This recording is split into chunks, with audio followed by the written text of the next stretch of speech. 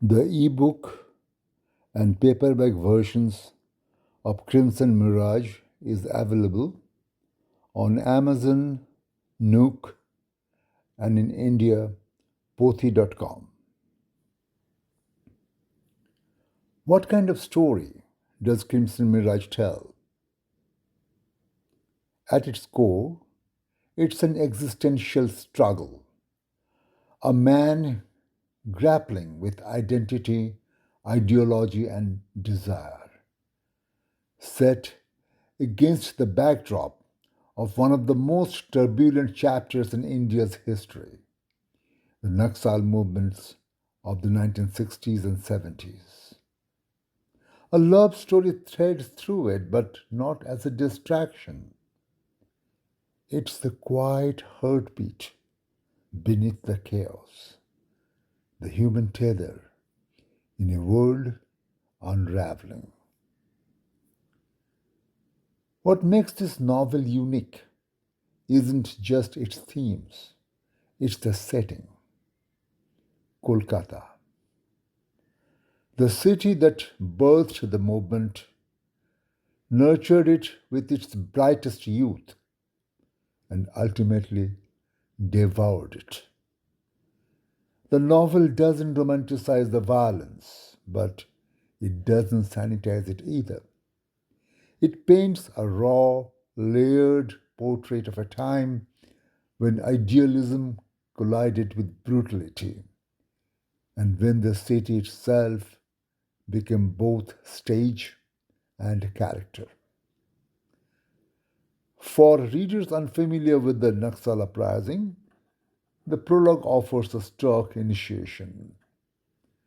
It was a dark, dissolution era, one that challenged the system with an ultra left insurgency and left behind a trail of blood, silence, and unresolved grief. Though I wasn't born in Kolkata, I was raised there.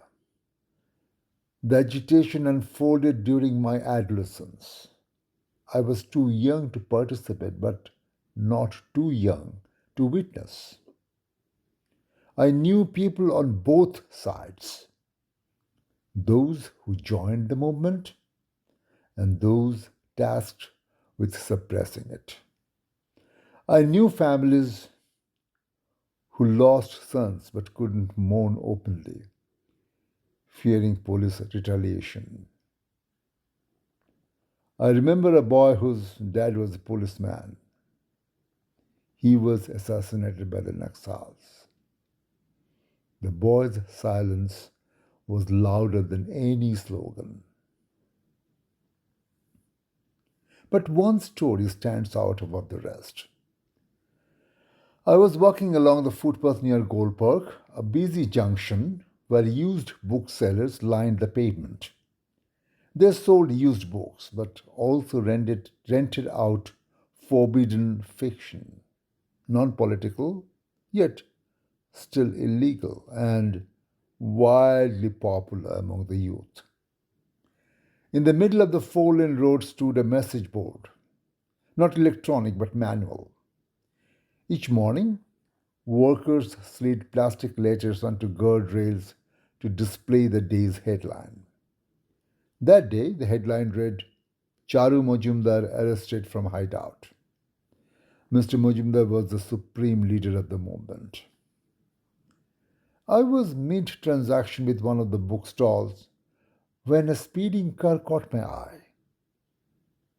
A hand shot out of the window and hurled something, a crude country bomb, known locally as a peto. The explosion was deafening. We all ducked instinctively. When I stood up, the message board was shattered. Only one word remained: arrested.